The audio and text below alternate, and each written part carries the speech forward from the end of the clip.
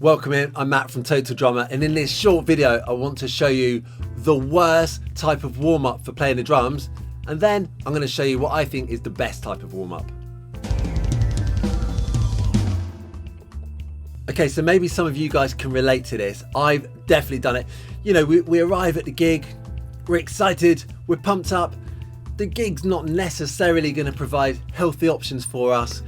You know, there might not be a backstage area, there might not be a dressing room at all, and if there is, it might be small and it's cramped. Maybe you're there with all your bandmates and there's like girlfriends, boyfriends, whoever.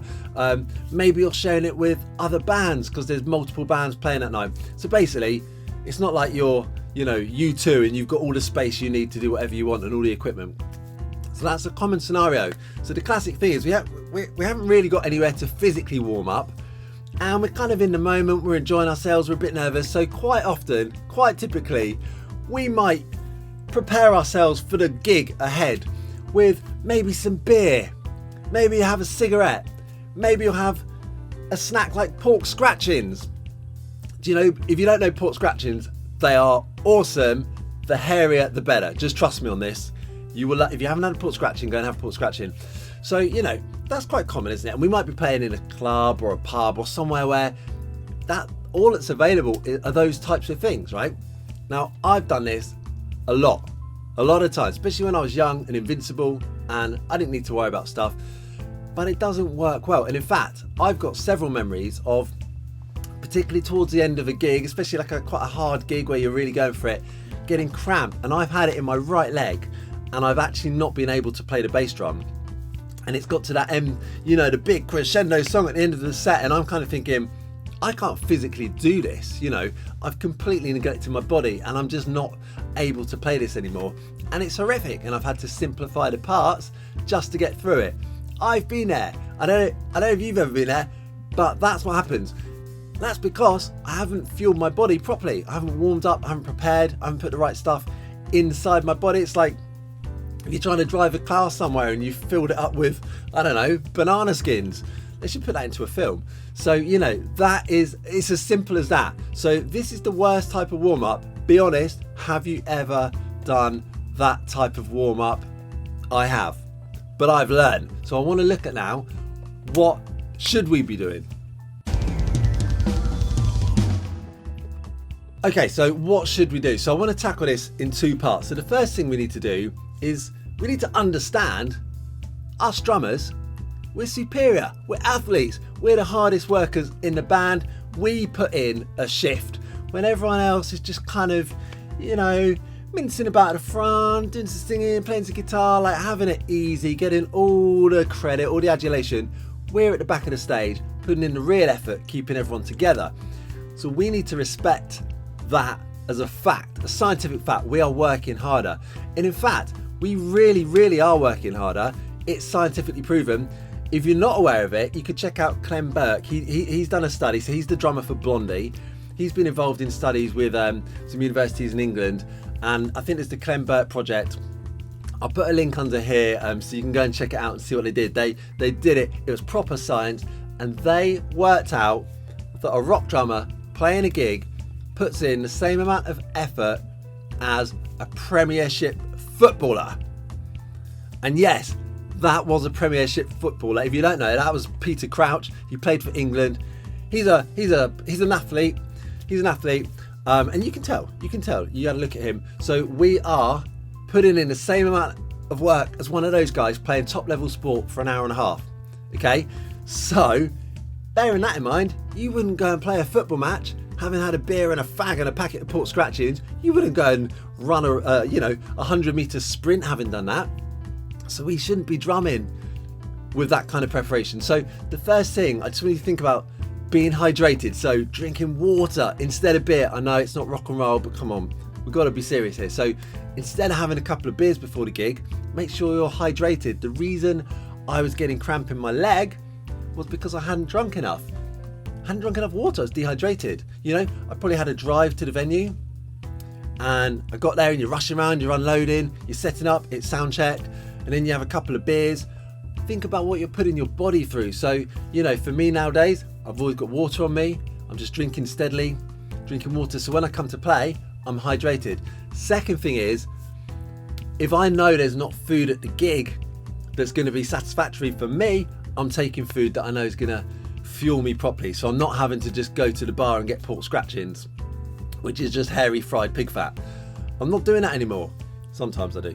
But as well as that, I'm also making sure I've got the right food with me. So having the right nutritional food means you've got the energy levels you need to get through a sweaty 2 hour or 1 hour, 1.5, whatever it is, rock show or whatever genre where you're exerting the same kind of effort as a Premiership footballer. Okay, so you're hydrated, you've got the right foods in you, you're fueled, you're primed, you're an athlete at the top of your game, you're ready to go. So what can we do physically to get you ready to drum? Let's take it to the drum kit. Okay, so here we are. The drum kit's here, but I'm not even going to touch it. I'm going to use a pad because, as I mentioned at the beginning, quite often the space we have to prepare before a gig doesn't allow us to have a full drum kit. We're lucky if we can get a chair sometimes and have somewhere to put our pad. So for me, this has got to work somewhere simple. And you know, even if I have to just be doing it on my legs, I want to make sure I'm going to get myself moving. But hopefully you can at least have a practice pad. Now, just using that whole kind of analogy of preparing for a sport, it's the same thing here. This does not need to be complicated. This is just about getting the blood going through our limbs, getting those muscles warmed up, and just being prepared. So just like going for a sprint, right? You wouldn't go straight into a 100-meter sprint because you're probably going to pull a muscle or just do some damage to your body. So you're going to go for a little jog first, nothing too crazy, just a nice little jog. So for me, it's all about that. I'm just going to get everything working. I'm going to get nice and loose, just single strokes, nothing crazy.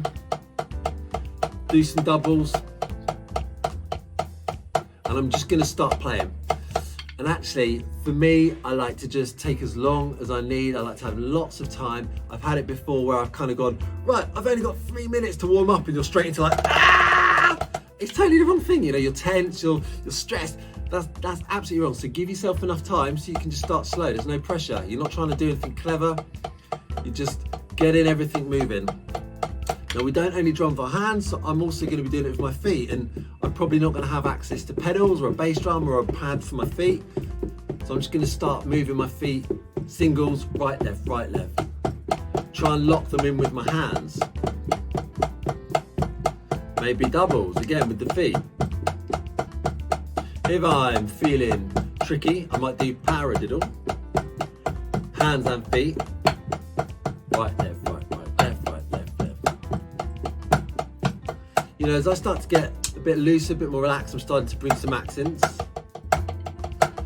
to work on those dynamics. I like to do it with a metronome. So if I'm in a room where we're not crammed in with loads of people and it won't be annoying, I will also have a click on, just so I kind of feel confident. I can kind of zone in and just check my timing's good. And what I'll do gradually, I'm kind of rushing the process here, but as I get looser, you can just kind of feel the speeds come in, and you kind of building up to something, you know, a bit faster, a bit more complicated. But I will not rush that process. I like it to be a very natural, slow warming up. So again, just thinking about if you start, you know, you're going to play a sport, you'll probably go for a jog around the field, do a few laps of that. You might do some stretching, or, you know, you gradually build up to the more, you know, the higher intensity exercise. So same here for me, that's all the warm up is. Now, if I'm playing some complex music in that show, I might do some exercises relating to that. If I'm doing some odd time, I might do some odd time playing on the pad. If I've got some weird polyrhythms going on, I'll practice those against a click. So that's more about getting my mind prepared. So I'm mentally prepared and physically prepared. But other than that, don't overcomplicate it. Just play the stuff you're comfortable with, the exercises you know. You don't have to start doing mad exercises that you haven't even learned properly yet, because that's going to freak you out a bit. You're going to go into this show feeling a bit bummed out because you haven't played them well. For me, this is all about playing stuff that I can play well, so I'm feeling like I can accomplish stuff. You know, I'm feeling positive physically and mentally. I'm confident, I'm ready and warmed up. If I start trying to do the tricky stuff that I haven't learned yet, it's not going to set me up ready for that show. Do you know what I mean? So find what's best for you, but there's no reason you have to go beyond singles, doubles, and paradiddles. And bring in some of those accents in. And remember, feet as well.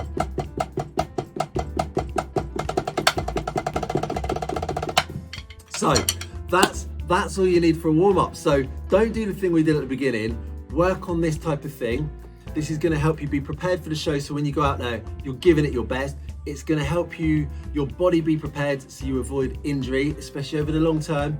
And if you're really young and feeling invincible, well, what you do now to your body is going to come back and get you if you don't look after it now. So I would do that. Drumming's physical, we know that, we're athletes. So, you've got to be looking after those wrists. There's lots of common drummer injuries and they come from that repetitive motion. And if we're not properly warming up, somewhere down the line, it's going to come and get you. So I hope that helps.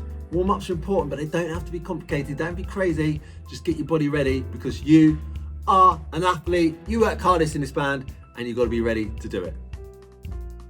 I hope that helped you and was interesting. It's going to help you stay injury-free and play at your best. Please hit subscribe and check out these other videos from Total Drummer.